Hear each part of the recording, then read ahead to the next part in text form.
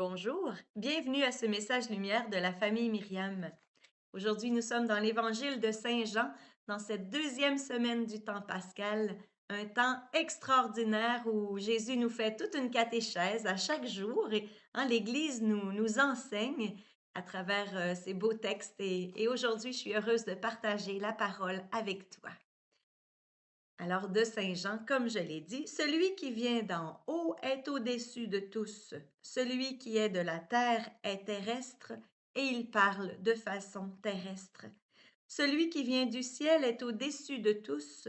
Il témoigne de ce qu'il a vu et entendu et personne ne reçoit son témoignage. Mais celui qui reçoit son témoignage certifie par là que Dieu est vrai. En effet, celui que Dieu a envoyé dit les paroles de Dieu, car Dieu lui donne l'Esprit sans mesure. Le Père aime le Fils et lui a tout remis dans sa main. Celui qui croit au Fils a la vie éternelle. Celui qui refuse de croire le Fils ne verra pas la vie, mais la colère de Dieu demeure sur lui. Dans ce texte, c'est Jean-Baptiste qui parle. Ce n'est pas le Christ, ce n'est pas Nicodème dont nous avons eu les textes ces derniers jours, c'est Jean-Baptiste. Donc, si l'Église nous propose ce texte aujourd'hui, c'est qu'elle a quelque chose à nous dire sur notre baptême. Et n'est-ce pas qu'à la veillée pascale, nous avons renouvelé nos promesses du baptême? Hein? Et à Pâques aussi, et durant cette veillée pascale, des milliers de baptêmes se sont passés, ont été célébrés dans l'Église. Alors, on a maintenant des milliers de frères nouveaux et l'Église continue de leur faire la catéchèse, en fait, leur apprendre la vie de baptisé. Qu'est-ce que c'est? Alors, je suis allée voir dans la veillée pascale la renonciation et le renouvellement des promesses du baptême. Je trouve ça très intéressant. Pour vivre dans la liberté des enfants de Dieu, renoncez-vous au péché? J'y renonce. Pour échapper au pouvoir du péché, renoncez-vous à ce qui conduit au mal? J'y renonce. Pour suivre le Christ, renoncez-vous à Satan, auteur et instigateur du péché? J'y renonce. Maintenant, croyez-vous en Dieu, le Père Tout-Puissant, Créateur du ciel et de la terre? Je crois. Croyez-vous en Jésus-Christ, son Fils unique, etc. Je crois. Croyez-vous en l'Esprit Saint, à la Sainte Église catholique et au reste? Je crois. Hein? C'est la foi. Nous avons reprofessé notre foi.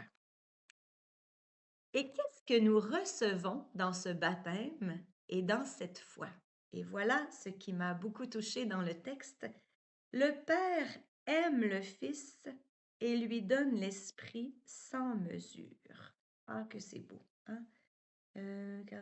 Oui, celui que Dieu a dit les paroles de celui que Dieu a envoyé dit les paroles de Dieu, car Dieu lui donne l'Esprit sans mesure. Ce que nous avons reçu à notre baptême, ce que nous recevons en renouvelant nos promesses baptismales, c'est l'Esprit Saint, l'Esprit sans mesure, cet Esprit même qui avait envoyé Jésus au désert et qui maintenant, nous poursuit. Nous aussi, on continue à recevoir l'Esprit Saint durant ces fêtes pascales.